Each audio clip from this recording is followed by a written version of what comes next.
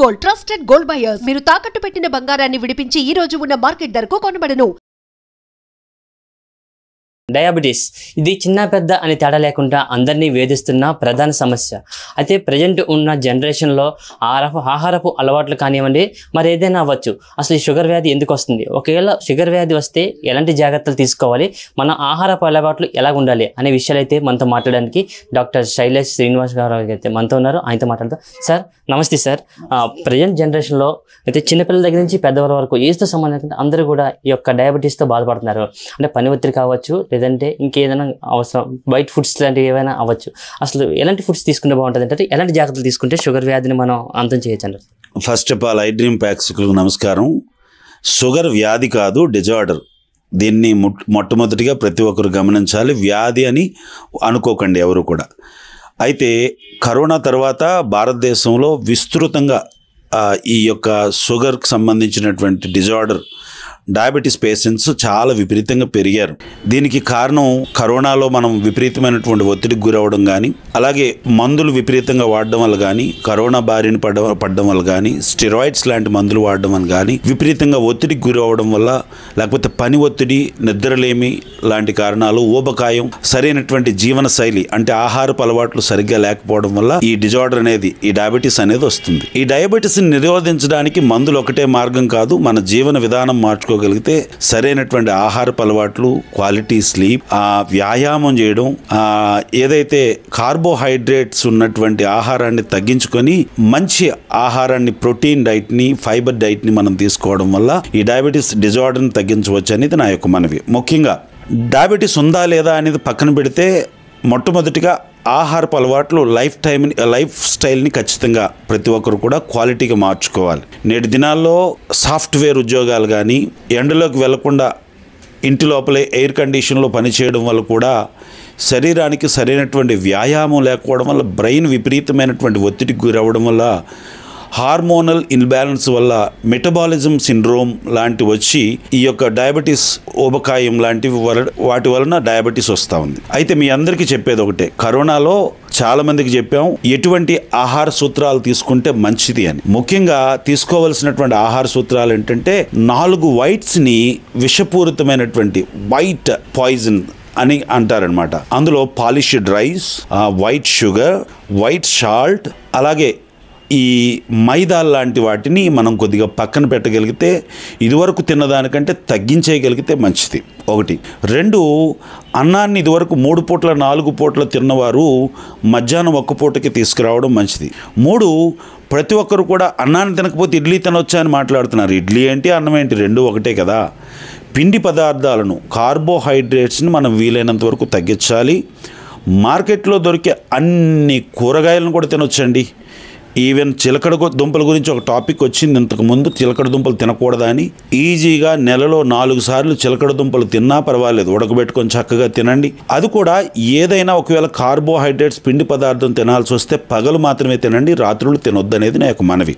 మార్కెట్లో దొరికే ఆకుకూరలు అన్నీ కూడా సలాడ్ లాగా చేసుకొని తినడం, కిచిడీ లాగా చేసుకొని తినడం చాలా మంచిది. బోర్ కొట్టకుండా రోజు చపాతీ, చుక్కా రోటీ కాకుండా రోజుకొక మంచిదాన్ని మారుస్తూ మంచి ఆహార పదార్థాలను, ప్రోటీన్ డైట్ని తీసుకోండి. ప్రతి ఒక్కరు కూడా తేలికగా, చవకగా దొరికే ప్రోటీన్, మంచి ప్రోటీన్ ఇచ్చే ఆహారం ఏదైనా ఉందంటే అది గుడ్డు.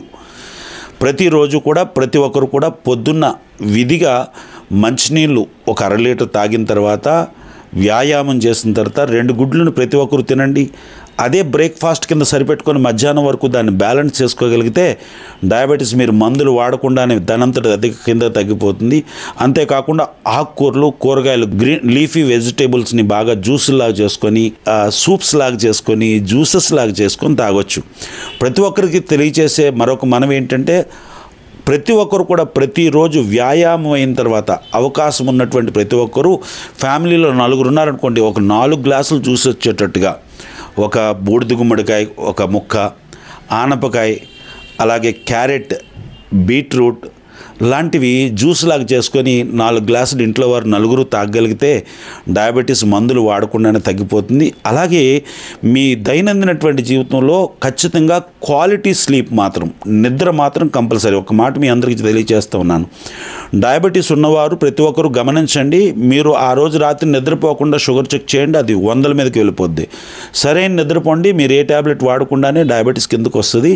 కాబట్టి ప్రతి ఒక్కరు కూడా ఆరోగ్యవంతమైనటువంటి ఆహారాన్ని, వ్యాయామాన్ని, క్వాలిటీ స్లీప్ని ఖచ్చితంగా ప్రతి ఒక్కరూ చేయగలిగితే మందులు లేకుండానే డయాబెటీస్ని మనం తగ్గించుకోవచ్చు. ఒకవేళ రెసిస్టెన్స్ డయాబెటీస్ లాంటివి, టైప్ 2 డయాబెటీస్ లాంటివి ఉన్నవారు ఖచ్చితంగా ఆయా మందులను వాడుతూ తగు సూత్రాలను కనుక్కోగలిగితే, తరచుగా మీరు మంచి లైఫ్ స్టైల్ మీరు కానీ అలవాటు చేసుకోగలిగితే రాను రాను మీ దగ్గర ఉన్నటువంటి ట్యాబ్లెట్ల సంఖ్య తగ్గిపోయి నెమ్మదిగా మీకున్నటువంటి ఈ యొక్క డయాబెటీస్ తగ్గిపోతుంది. మీరు ఈ ఆరోగ్య సూత్రాలు పాటిస్తే సరిపోతుంది. మరొక విషయం, ఎవరైతే డయాబెటీస్తో బాధపడుతున్నారో వారు 10% మీ బరువులోంచి, అంట ఉదాహరణకు మీ యొక్క 70 కేజీలు బరువు ఉంటే 7 కేజీలు మీరు తగ్గగలిగితే మీరు ఏ మందులు వాడకుండానే డయాబెటీస్ మీ కంట్రోల్లోకి వస్తుంది. ఈ విషయాన్ని గమనించి ప్రతి ఒక్కరూ ఆరోగ్యంగా ఉండవలసిందిగా మనం చేస్తూ ఉన్నాం. సార్, ఇప్పుడు ప్రజెంట్ జనరేషన్లో ప్రతి ఒక్కరు కూడా బిజీ లైఫ్ సార్. సో మీరు చెప్పినట్టు ఇంట్లో వండుకోలేక తినకపోయినా అవుట్ సైడ్ ఫుడ్స్, జంక్ ఫుడ్స్కి ఎక్కువగా అలవాటు పడుతుంటారు. అంటే చిన్నవాళ్ళ దగ్గర నుంచి పెద్దవాళ్ళ దగ్గర. సో ఇలా అవుట్ సైడ్ ఫుడ్స్ తిన్న వాళ్ళు ఏమైనా డయాబెటీస్ లాంటిది వచ్చే అవకాశం ఉంటుందా సార్? ఎస్, నేనేమంటున్నానంటే బయట వ్యాపారాలు చేసుకునే వారిని తప్పు పట్టాలని నేను మాట్లాడటం లేదు. కోవిడ్ తర్వాత ఆరోగ్య సూత్రాలు పెరిగాయనే కంటే బయట భోజనాన్ని, బయట ఫాస్ట్ ఫుడ్స్ని, బయట రెస్టారెంట్స్లో భోజనం చేయడం అనేది ఫ్యామిలీస్ ఎందుకు అలవాటు చేసుకున్నారు. అది ఫ్యామిలీలో బిజీ లైఫ్ కావచ్చు, వండలేనటువంటి పరిస్థితులు కావచ్చు, భార్యాభర్తలు ఇద్దరూ పనికి వెళ్ళడం, ఇంట్లో వాళ్ళందరూ ఉద్యోగానికి వెళ్ళడం వల్ల కావచ్చు. నేనేమంటున్నానంటే వీలైనంత వరకు బయట దొరికే ఫాస్ట్ ఫుడ్స్ని, ప్రాసెస్డ్ ఫుడ్ని మనం అవాయిడ్ చేయడం మంచిది. లైక్ ఈ పానీపూరీలు, ఈ పకోడీలు లాంటివి, ఈ యొక్క ఏవైతే ఈ పిజ్జా, ఈ నూడిల్స్ లాంటివి, ఈ బ్రెడ్తో తయారు చేసే ప్రాసెస్డ్ ఫుడ్, ఈ డైరీ ప్రొడక్ట్స్, ఈ బేకరీ ప్రొడక్ట్స్ని, మిల్క్ ప్రొడక్ట్స్ని కూడా బయట నుంచి తీసుకోకపోవడం మంచిది. కేక్స్ లాంటివి ఇవన్నీ కూడా అత్యంత ప్రమాదకరం. KFC కూడా ప్రమాదకరమే అంటున్నాను, సారీ నన్ను క్షమించాలి. అప్పుడప్పుడు తినడం తప్పులేదు, కానీ రెగ్యులర్గా అవి తీసుకోవడం వల్ల మీకు ఎంతో కొంత ఆయిల్ సంబంధించినటువంటి సమస్యలు మీకు వస్తాయి. ఎందుకంటే వారు ఆయిల్లో ఎప్పటికప్పుడు మార్చరు కదా, వారు వ్యాపారం చేసుకుంటారు, దాంట్లోనే పదే దాన్ని ఉడికించడం, వేపడం లాంటివి చేస్తూ ఉంటారు. కాబట్టి ఆ ఆయిల్ మరిగి మీకు ప్రాణాంతకంగా ఉంటుంది. అంతేకాకుండా అధిక టేస్ట్ గురించి కొన్ని కెమికల్స్ని, కొన్ని యాడెడ్ కలర్స్ని, అంతేకాకుండా ఈ టేస్టింగ్ సాల్ట్స్ లాంటివి యాడ్ చేస్తారు. కాబట్టి వాటి వలన ఊబకాయం వస్తుంది, పొట్ట పెరుగుతుంది, మలబద్ధకం వస్తుంది, ఆరోగ్య సమస్యలు వస్తాయి, హార్మోనల్ బ్యాలెన్స్ వస్తాయి. ఇవన్నీ దేనికి కారణం తెలుసా? డయాబెటీస్ని పెరిగించడానికి కారణమవుతాయి. కాబట్టి బయట దొరికే భోజనాలని వీలైనంత వరకు అవాయిడ్ చేయడం మంచిది. ఒకవేళ బయట తినాల్సి వస్తే ప్రాసెస్డ్ ఫుడ్ కాకుండా ఆరోగ్యవంతంగా మీ ఎదురుగా వండినటువంటి ఆరోగ్యవంతమైనటువంటి ఆయిల్ తక్కువ ఉన్నటువంటి, కార్బోహైడ్రేట్స్ తక్కువ ఉన్నటువంటి ఆహారాన్ని తీసుకోగలిగితే మంచిది.